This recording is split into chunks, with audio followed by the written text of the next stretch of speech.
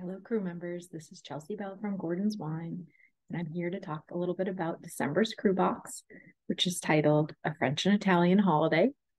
The point of our wines that we selected for December was a fun way for you to be able to relax from the crazy holidays and take a moment and transport yourself to France and Italy through tasting four different amazing wines, two from France, two from Italy. So without further ado, let's get into the selections for this month. For our first selection, we have the 2018 Domaine du Collier Samour Blanc, which is 100% Chenin Blanc coming from the Samour region within France's Loire Valley, kind of more in the central part.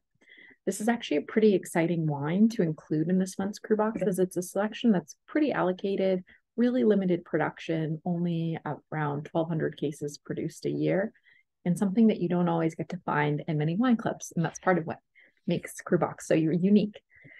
This is a property that was started by Antoine Foucault, who established Domaine de Collier in 1999 with his companion Caroline Boireau. And today they have around 7 hectares of vines, once again, only producing around 1,200 or so cases of wine. And they're really growing in the ranks as really rising stars of like natural organic wine production in the Loire Valley. This is a producer that is focused a lot on Chenin Blanc and Cabernet Franc in the limestone-rich hillsides of a village called Rezé in the central part of Samour. Antoine is known for working the vineyards organically. He avoids using any chemical fertilizers or pesticides, and the soils are worked to send roots deep down into the chalky tuffeau, and he harvests the grapes by hand and sorts by hand as well. So a lot of intense love and labor going into this wine production. In terms of making the wine, they use a natural approach in the cellar as well, which includes things such as wild yeast fermentation and zero sulfur until bottling. So you have just once again a way of making wine to respect the terroir and let it really naturally shine through. And this is definitely a wine that is a beautiful example of Chenin Blanc with its really transcendent acidity and great kind of like pear and subtle spice notes that just make it one of the most lovely wines to have throughout the holidays, but a great way to kind of start off your celebration and get your mouth watering. I have it paired with an Asian pear salad with peanut lime dressing, which I thought would be fun. Sometimes I think Chenin Blanc can go really nice with some Asian flavors and sometimes subtle spice and some good concentration. So I think it should be pretty delicious. Something you can drink now, but definitely does have age-worthy potential. A Chenin Blanc is one of the few varietals that actually ages really well. So I hope you all enjoy. For our second wine, we have the Domaine de Sept or Seven Plume Anjou Rouge, the 2020 vintage. So I'm keeping you in France's Loire Valley for our second wine. We're going to the Anjou appellation, which is very close to Samour. So we're kind of sticking in the central part of the Loire. This is an appellation which extends across around 128 communes. And it is known mostly for red wine production, focus on Cabernet Franc, but they also do plant a lot of Gamay. And also for white wine production, typically most of the Anjou Blanc is made from a majority of Chenin Blanc, but sometimes Sauvignon Blanc or Chardonnay can be blended in small quantities too. In terms of the history of the area in Anjou, the monasteries played a big role in helping develop the vineyards. And it's definitely made it so that the vineyards expanded during the 16th and 17th centuries on the banks of the Loire further in towards the tributaries. So they kind of expanded their reach. And it's a wine that just is very simple, very fun, very fresh. When it is Cabernet Franc, you get these elegant aromas of red fruit and flowers, more on that kind of purple flowers, maybe iris and violet, and then very fresh on the palate with very fine tannins. So Cabernet Franc is the parent grape of Cabernet Sauvignon, and it just makes some really lovely fresh wines that have very interesting aromatics, and I just think are so food friendly and fun. This is an interesting producer. It is a very limited production wine as well. Abel Ben Maher, who started the winery, was first a wine lover and collector before crossing into winemaking. And he's really been focusing also on all natural and organic winemaking. And this is a Cabernet Franc aged in mostly stainless steel. So you don't get a lot of oak influence here, which makes it really fun and fresh. And definitely Cabernet Franc, I think that's great to drink now. I thought it might be fun with a party ready pork roast because I think Cabernet Franc can be very nice with pork, but also could be very nice with chicken dishes as well. And quite a lovely little coiffer during the holidays. But we're moving on from France and we're going to go to Italy for our next two wines.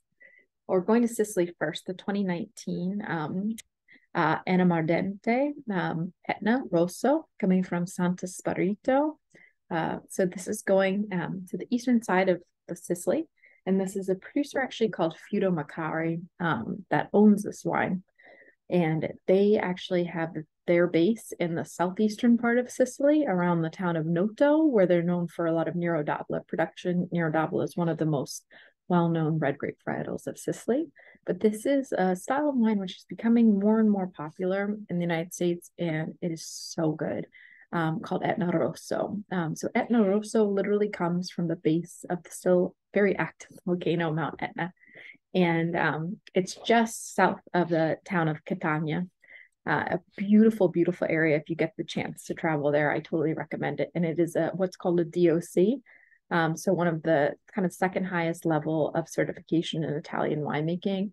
It was established as the DOC in 1968 and dedicated mostly to red wine production, around more than 50%. And then they do make white, a little bit of rosé, and actually a tiny bit of spumante or sparkling wine as well. The principal red grape varietals would be Nerello Mascalese. For any Etna Rosso, you have to have a minimum percentage of 80% Nerello Mascalese to be declared Etna Rosso. And if you do ever see Etna Bianco out on the market, which are very delicious, the principal grape is Carrigante. This is an interesting property as it's called Santo Spirito. Something really interesting about Etna that's like really slowly coming to light, especially in the US, is there were a lot of just straight Etna Rossos and Etna Biancos, but now they're starting to really designate the different terroir or the different single vineyards from within the Etna appellation. And you have all these different what are called contradas or contrade, which are basically single vineyard sites. There's around, I think, 130 of them. So Santo Spirito is one of the most famous. And this is a 250-acre estate that was assembled from different owners. So you have more than 50 different separate plots. And this is on a combination of soils, pebbles, gravel, and volcanic ash within Mount Etna. And the altitude in this area allows for a really significant daytime temperature swings, which allow for the grapes to reach the top phenolic ripeness, and also allow for those mouthwatering acidity and really good tannin and structure. And this specific Etna Rosso Santo Spirito is aged for 14 months in barrel. So a really lovely, wonderful wine. A little more kind of sometimes there's comparisons between Etna Rosso and Burgundy.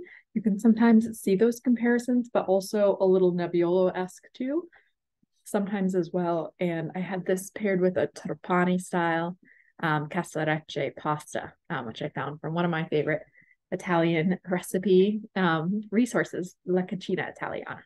So I hope you enjoy. Last but not least, I'm going to take you to Tuscany. We have here the 2020 Montepoloso Acquo, which is a red blend coming from Costa Toscana, or the Tuscan coast. This is property owned by a really kind of great up-and-coming winemaker, Fabio Chiarolotto, who is a trained historian. He purchased the Montepoloso estate in around 1998, and he could have just like rested on his laurels, but he wanted to make the estate even better. So he started kind of working the vineyards and really growing into one of the top estates. This is known for more what's called, I guess, Super Tuscan production.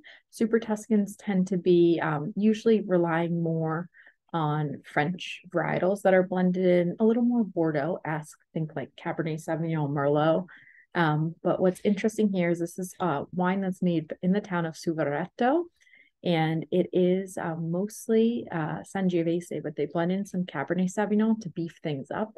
And then you find some Italian kind of varietals to round things out, Montepulciano, Marcellan, and then Alicante Bouschet. So a really beautiful expression of coastal Tuscan wines that have intensity and power to them, but also good acidity from the coastal influence. And I had this paired with a tangy brisket with fennel and herbs, as I think it will be nice to kind of enhance the rusticity in that dish. So there you have it. You have 4 great wines to go through this month to taste. Hopefully you get to share them with family and friends, maybe in front of a fire or someplace cozy. And I'm just wishing you all the happiest of holidays. I hope you fill it with great food and great wine and great company. And I hope you enjoy these wines, and wishing you all a lovely rest of the holiday season. Thank you so much. Signing off. Bye. Ciao, ciao.